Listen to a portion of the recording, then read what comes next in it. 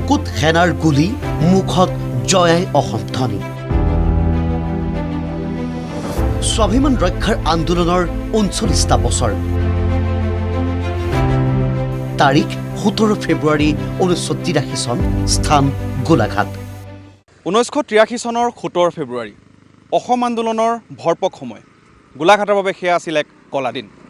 তিনি সফল অসমীয়া আন্দোলনকাৰী ডেকাক গুলীয়াই হত্যা কৰিছিল CRPF বাহিনীয়ে, আৰু সেই স্থান আছিল ঐতিহাসিক শিঙিজান দলং। সেয়া আছিল ঐতিহাসিক অসম আন্দোলনৰ উকমুকনি। অবৈধ নিৰ্বাচন অনুষ্ঠিত কৰিবলৈ বিহাৰৰ পৰা অনা পুলিং প্ৰিজাইডিং বিষয়াক লগত লৈ গোলাঘাটৰ শিঙিজান পথাৰ পাৰ হ'বলৈ লৈছিল তদানীন্তন কংগ্ৰেছ চৰকাৰৰ প্ৰতিনিধিয়ে। আগ্নিশাই কাঠেৰে নিৰ্মিত শিঙিজান দলংখন জ্বলাই ধ্বংস কৰিছিল একাংশ প্ৰতিবাদকাৰীয়ে। তৎসত্বেও দলং পাৰ হৈ মেৰাপানী অভিমুখী নিৰ্বাচনী বিষয়াৰ দলটোক বাধা দিবলৈ দলঙৰ দুয়োপাৰে একত্ৰিত হৈছিল ছাত্ৰ সন্থা আৰু শিঙিজানৰ শ শ প্ৰতিবাদকাৰী। প্ৰতিবাদকাৰীক বাধা দিবলৈ অৰ্ধসামৰিক বাহিনীয়ে কৰে গুলীচালনা। কোনো উমান নোপোৱাকৈ সেনাৰ গুলী বুকুত লৈ ঢলি পৰিল জামুগুৰিৰ স্থানীয় গোট ছাত্ৰ সন্থাৰ বিষয়ববীয়া চন্দনজ্যোতি ভূঞা।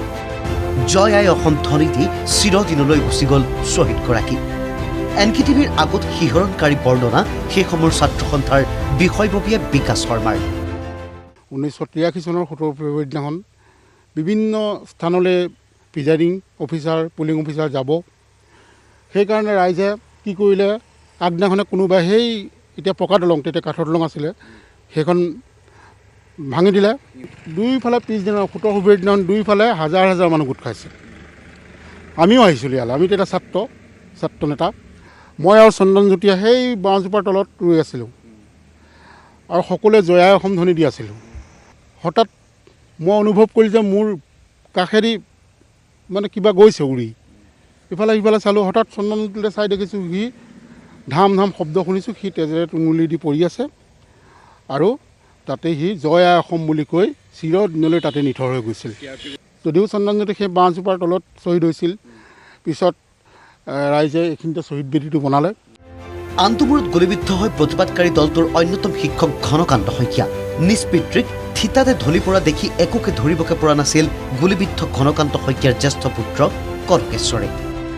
১৯৮৩ চনৰ ১৭ ফেব্ৰুৱাৰীৰ দিনাখন প্ৰায় ১১ পৰা ১ মান বজাৰ ভিতৰত মানে গুলীবিদ্ধ হয় শ্বহীদ ঘনকান্ত শইকীয়া।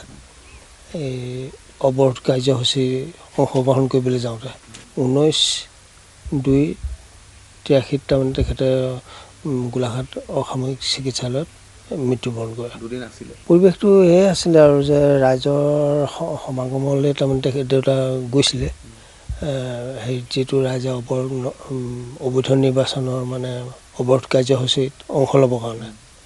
একেদিনাই সেনাৰ গুলীত মৃত্যু হৈছিল গোলাঘাটৰ তপন নগৰৰ তপন কলিতা নামৰ আন এজনৰ। কেৱল সেয়াই নহয়, মন গ'লে সাধাৰণ ৰাইজৰ ঘৰলৈ ইচ্ছা অনুসৰি গুলী নিক্ষেপ কৰিছিল সেনাই। নিজ ঘৰৰ মুধচত লগা গুলীৰ পৰা কথম্পি ৰক্ষা পৰা নুৰ হুছেইনেও দিলে সেই শিহৰণকাৰী বৰ্ণনা। মোৰ ঘৰৰ পুৰণা ঘৰটোত মানে সম্ভৱ তেওঁলোকে কিবা গ্লাছেদি মানুহ দেখি পেলাই তেওঁলোকে ভাবিছিলে নেকি সম্ভৱ কোনোবা মানুহ ৰৈ আছে বুলি, বা ছাত্ৰ সন্থাৰ মানুহে বুলি ভাবি পেলাই সম্ভৱ গুলী কৰিছিলে। গুলী কৰোঁতে মোৰ ঘৰৰ দুৱাৰ মানে চৌকাটোত মানে গুলী লাগিছে।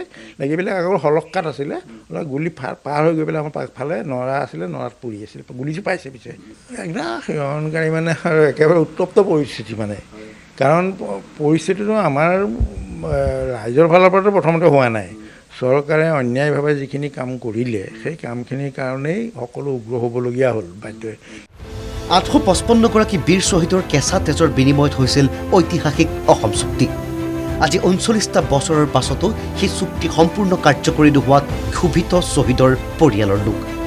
চৰকাৰ জাৰি নহওক কিয়, আজিও প্ৰতাৰণাৰ পাছত প্ৰতাৰণা কৰা হয় শ্বহীদ পৰিয়ালক।